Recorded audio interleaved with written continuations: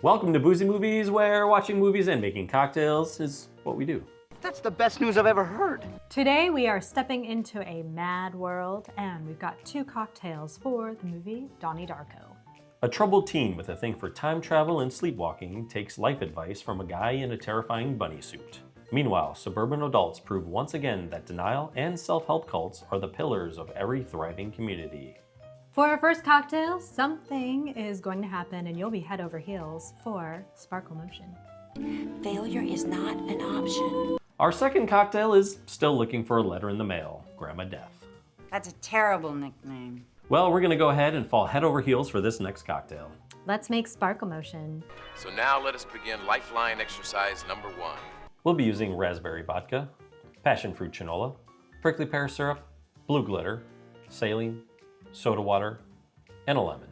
In a shaker tin, combine 1.5 ounces raspberry vodka, 1 ounce passion fruit chinola, 1/2 ounce prickly pear syrup, a dropper of saline, and a few shakes of blue edible glitter. Add ice, cover, and shake until chilled. Double strain into a chilled Nick and Nora. And top with soda water and a lemon peel spritz. And here is Sparkle Motion. This was just really a fun drink to come up with. We wanted something sort of lighter and fruitier, and we wanted something sparkly. There are other things that need to be taken into account here. Lots of raspberry flavor in there with the raspberry vodka. And then we also have the passion fruit chinola because, you know, in Little Sparkle Motion, you gotta have some passion. But you're not listening to me. But it adds just a nice sort of a little bit of a tropical, fruity flavor to it. Yeah, and it kind of really rounds out that raspberry flavor, which sometimes can be a little bit much in spirits. I just don't debate it anymore. And then the blue glitter, we chose blue for this one. Although if you have the variety pack like we do, there's a whole bunch of colors to choose from. So have fun, get creative. It's absurd. Yes, throw in as much sparkle as you desire. The soda water also helps kind of keep the flavors bright in your mouth, as well as keeps the sparkles kind of moving in your cocktail. Does that scare you? This cocktail has a little bit of a Kool-Aid feel to it, which I know is something you wanted because Kitty is a little bit almost like sort of a cult leader. It's obviously some kind of conspiracy to destroy an innocent man. She definitely is a drink the Kool-Aid kind of a lady. No, duh, is a product of fear.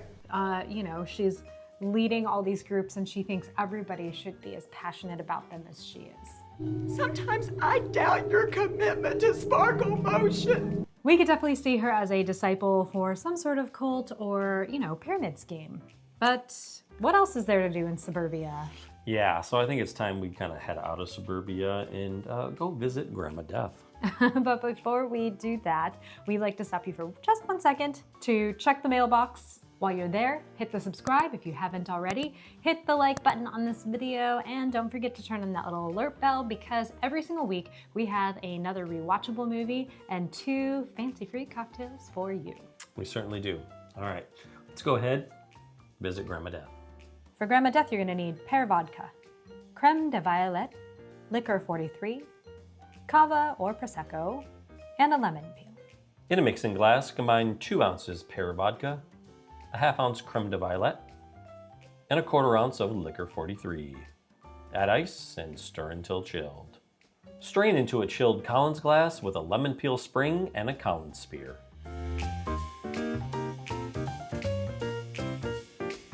And top with cava or prosecco. Here we go, Grandma Death. So we made this cocktail just for fun with no movie in mind. They don't know where it came from. Then we saw the color and we really enjoyed the flavors, but we thought that the color was really perfect for the movie Donnie Darko, as well as Grandma Death. That's really funny. It's this real transparent, see-through color. I initially was thinking kind of a frank cocktail, but I do really love the idea of Grandma Death, which you mentioned has this silvery gray hair. Think of her hair, right? That's stupid. And the lemon peel spring is to represent that kind of slinky that she it puts into her theory of how time works. Excuse me, you need to go back to grad school. We do have the pear vodka, which is really nice. It's sort of a, you know, a real gentle flavor. The pear vodka that we got, Wild Roots, It is made with real pear, and it tastes like real pear. It doesn't taste like fake pear. Like imitation real pear. Yeah, it tastes just like if you were to like bite into a Bartlett. That's really what you get on here. Well, life isn't that simple. The liquor 43 sweetens it up a bit. And then the creme de violet, it just has this nice little touch to it as well. This is so illogical, you know? Yeah, the creme de violet is a bitter liqueur. Ours comes from Germany. And it adds sort of a floralness to it, a lightness to it. You can't really put a pin on it, but it also adds some like herbal, vegetal notes in there. Real or imaginary? You get some of the brightness from the Prosecco that we put in there, and definitely go with something dry, a Cava, a Prosecco, or a Brut. It'll help really brighten up those flavors. It's already sweet enough, so like an Asti or Spumante, like those are gonna be, or Moscato, that's all gonna be a little too sweet, although if you like it super sweet, then by all means. You can't just lump everything into these two categories and then just deny everything else. So let's bring the other cocktail in. Sparkle motion. Yeah, we're doing this as a Halloween film. It's kind of creepy. Frank is really creepy, and we don't know what he's all about. And but there's a Halloween scene in this film. So you know, just like Die Hard is a Christmas film, Donnie Darko is a Halloween film. Yeah, just like that. Get out. So it does have a cult following. I remember it came out when I was in college, and a couple buddies of mine, they said, "Oh, have you seen Donnie Darko?" Because they knew we were like really into movies. No way.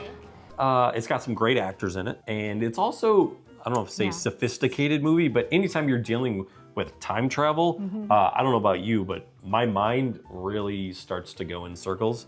I don't want to talk about it. It's a bit cerebral. If you spend some time really thinking about the concepts that they're talking about, and then laying in kind of these montages that they have where he's reading from Grandma Death's book, some of it actually makes some sense, and a lot of it actually follows string theory. So Why do you gotta get so smart on us? there is some thinking to be had, but on a lighter note, it's also just a fun movie to watch. It's a coming-of-age teenager movie. I love that. He's got typical teenage boy attitude.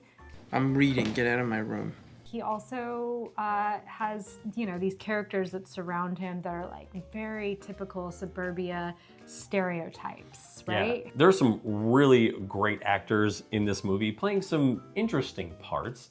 Obviously, we have Donnie Darko, played by Jake Gyllenhaal. His sister, Maggie, plays his actual sister.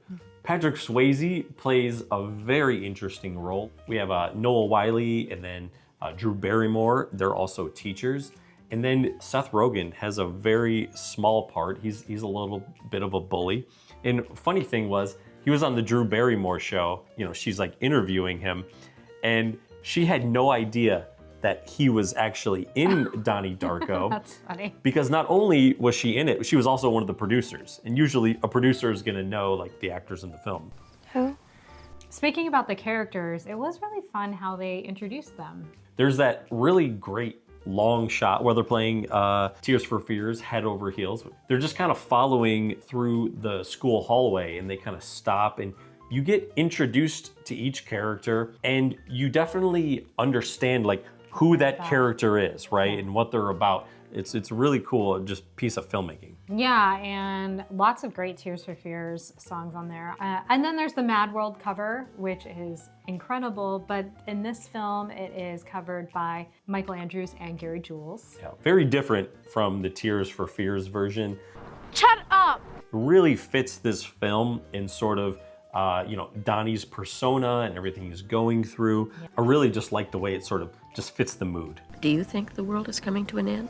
We'd like to know from you, should we do more time travel type movies on kind of the cerebral end? We're thinking like Interstellar or Inception. Both of those are mind-bending. Or maybe on the non-cerebral end, we got like Bill and Ted's Excellent Adventure.